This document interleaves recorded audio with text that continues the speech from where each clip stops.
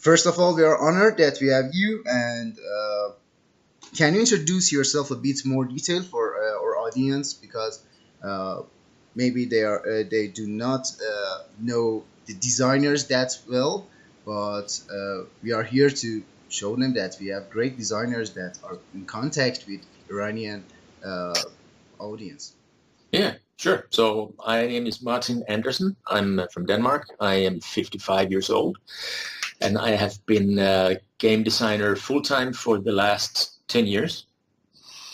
So this is what I do for a living now. I had a very good job before, but one day I quit just to design games. And since then I have licensed almost 200 different games. Wow. Some of them more than once, because sometimes a company buy for a small territory and another company can buy in another territory.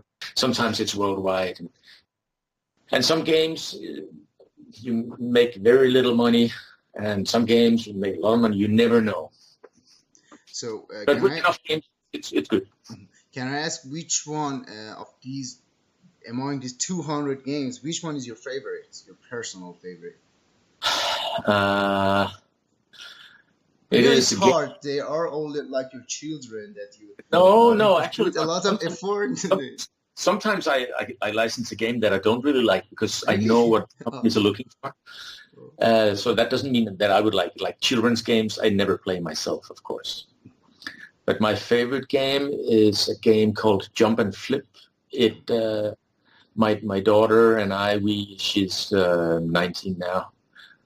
We played it every day for a year, but no publisher wanted it. And finally, I found a Russian publisher who liked it.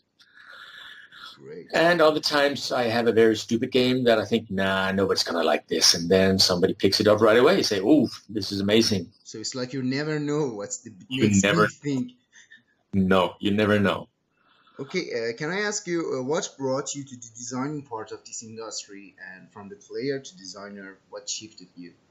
Yeah, so it all started back in 2005. I was taking a long road trip with my family in the U.S. We drove around the U.S. for 7 months, and my wife and I came up with a game. We were driving out in the desert, so we came up with a game, and when we got home, we thought, okay, this could maybe be a party game. So we turned it into a party game and showed it to a Danish publisher who looked at it and decided to publish, and it won Family Game of the Year in Denmark.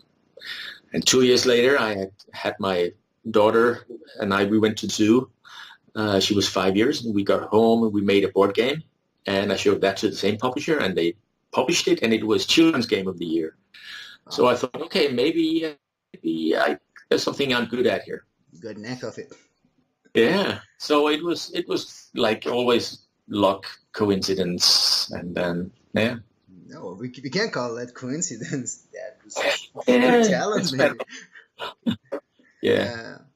We've been struggling, all of us, with this damned virus, this damned disease during almost a year now. What's your opinion about this coronavirus and its impact on the world of board games? What happened when it came? So the good thing is now a lot of publishers are looking for two-player games, which they never looked at before. Oh. So that's the thing you should focus on, two-player games. The online sales has increased, of course, but all the shops have closed down. So a lot of companies are struggling. Everyone is pushed back. I had some contracts that I signed last year that have been canceled because they are not going to publish as much. I think it's probably going to impact all the conventions that we have, like Essen and Nuremberg in New York and Hong Kong, because So the last couple of years, companies have said that, it's so expensive to go to these fairs and we don't really sell a lot there, so maybe it's a waste of time. So maybe this is what's going to finally kill the conventions. Yeah. Could impact.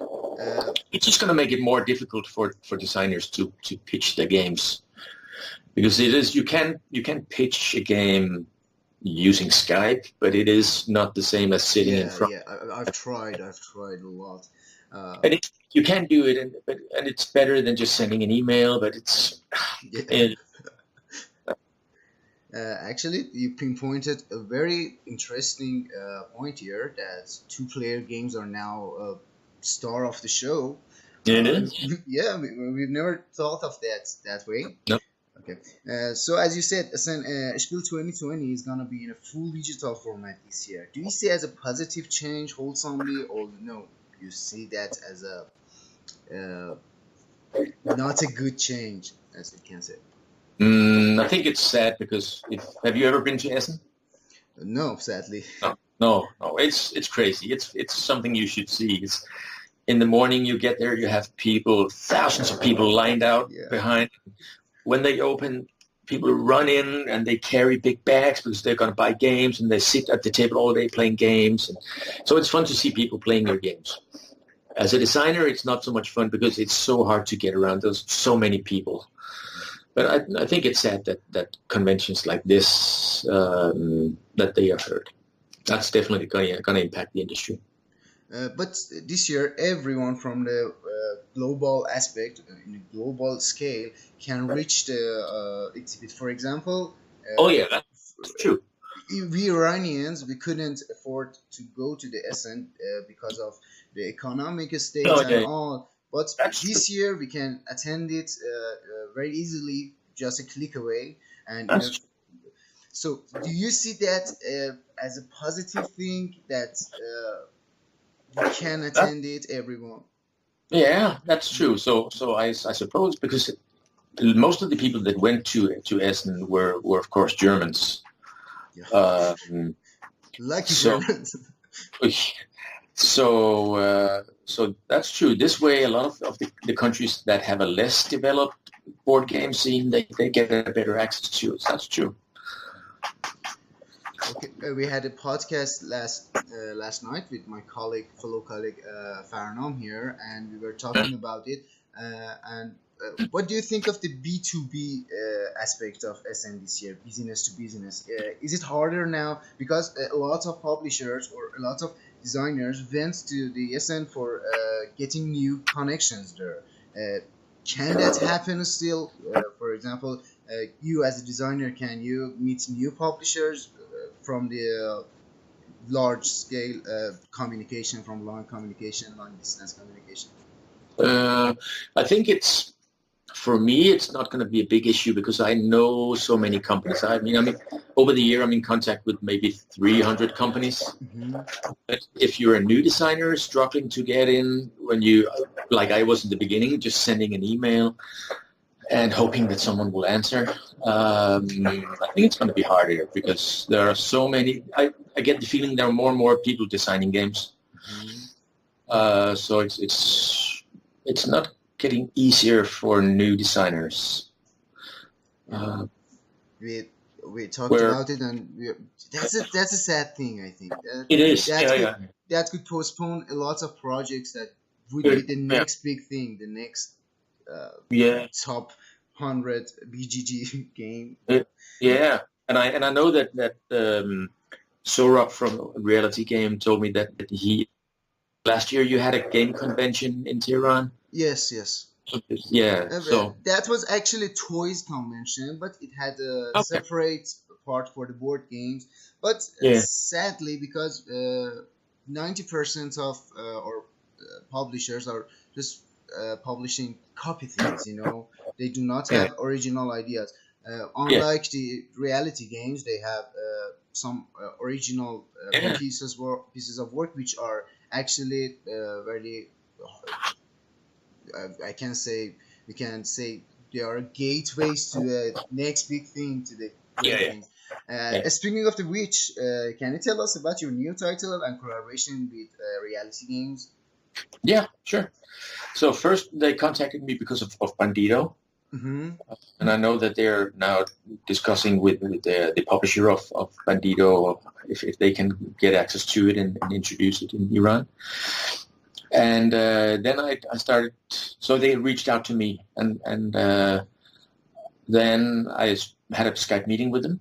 and asked if they were interested in looking at new games, which they were, and I pitched some games to them, and we decided on looking more at one game which I had called Mummy Maze. Mummy Maze? Yeah. Oh no, Mayan Maze. Sorry, Mayan Maze, which was sort of like the idea came from battleships where you have something hidden and the others have to guess it. Mm-hmm. And I showed it to them and they liked it, so I sent print and play files for them. And they tried it and had some feedback, and I tried something new. And so we had it back and forth a couple of times and had some Skype meetings and some videos. And now it looks like we've reached, in collaboration, have reached something that is way better than my first game. And now it has been given an Iranian, a Persian theme, which is nice. Yes.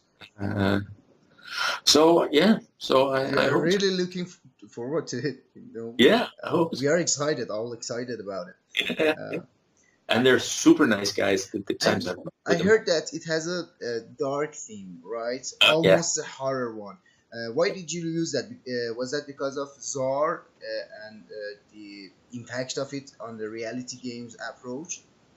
Yeah, so my original game had a bit of a dark theme, like you were explorers going into a pyramid, and then the pyramid starts closing, and you need to find treasures and get out before the pyramid closes. Claustrophobia kicks in. Yeah. and then reality game, they added this thing, this Persian theme that you need to find the devil and destroy the devil in there. And I have a little gun on here.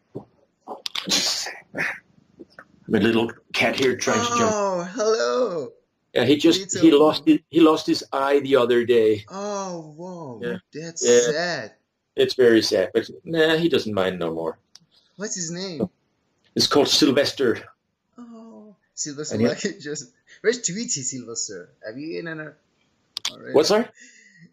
Sylvester and Tweety. Yeah, the exactly. That's why. Have you eaten her? You naughty boy. Yeah, he would like to. So yeah, go have a look. Yeah. Hello. So cute. Yeah, he's very cute, and he likes to be picked up. He's still a little after the operation. Okay, I wish for a speedy recovery. Yeah, thank you. He looks like a really naughty and cute boy. Yeah, it's gonna be a pirate. Yeah. And have you played any Metal Gear games? Metal Gear Solid? No. Okay, no. There's a character, Snake, and he has an eye patch, and really my favorite is Saga, and he could be a next Snake.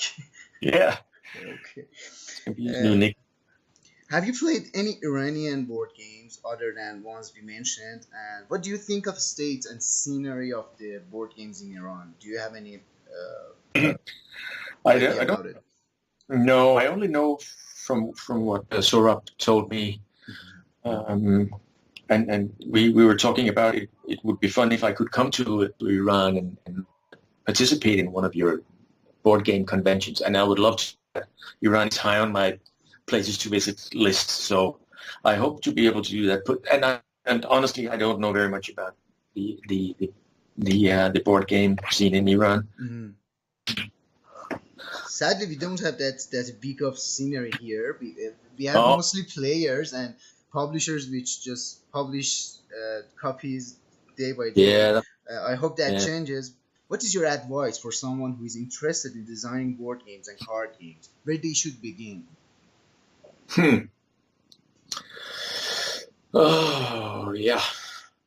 So it is, sometimes people think that you come up with a new game just by waking up in the middle of the night. When I design games, I have a very different approach. I know what companies I'm going to meet. Normally I would meet in Nuremberg. So I know I need to make, for instance, 10 new children's games, 10 new family games. So I take a period of, say, 1 month and focus on children's games. So I sit down in the morning where I think best and start thinking it could be, what do kids like? They like something 3D. They like, it should be low cost because that's what companies are looking for. it should be something they can relate to. So in that case, it would be the theme, starting with the theme. Other times I see, I'm out driving, I see a pattern on a wall and think, this could be some abstract strategy thing. Very often it's a name, it's a funny play with words. It's not very good advice, I know. But so my best advice is try. Maybe try. Yeah, try and share it with some friends and get some feedback. And the more you share, the better it is. And don't worry that anyone is going to steal your idea. If they steal your idea, you're probably going to get another idea as well. Are we going to see more collaboration from you? I hope so. Yeah. So yeah. Oh, that's so good to hear. I already knew the answer, but I had to ask you. Yeah, and it's funny because I know that Reality Games is a small company, and Iran is probably not the biggest game market in the world. Sure. So a lot of publishers think, you want to go for the big ones, want to go for Mattel and Hasbro and Cosmos and Ravensburg and whatever. But I actually prefer the smaller companies, like the company that published Bandito. Mm-hmm. When I met with them, they took one of my games, and that was the first outside game they published. So we kind of grow together, and smaller companies can give more attention to the games they have compared to the big ones that have 100 new games every year, and they just, if they don't work, they kill them and put in something new. Actually, smaller companies. No offense to bigger companies, but I think the smaller companies, they are more focused, they are more devoted to what they do. I think because they do not yet achieve that big thing. I think, and they're trying, and that's the spirit of the team that brings them up. Actually. And very often the big companies are very focused. We need something, it should be in a package like this, it should be with this theme, it should be an extension. It's very, very difficult to hit them. So small companies, great, always fun. When I pitch a game, I always pitch to a lot of companies at the same time. And I always sell to the first one who says, yes, we want it. No matter if it's a big or a small one, doesn't matter. I have tried once where I had more companies interested and I started negotiating. That was terrible. Never going to do that again. No. First come, first serve. Exactly. Yeah. Exactly.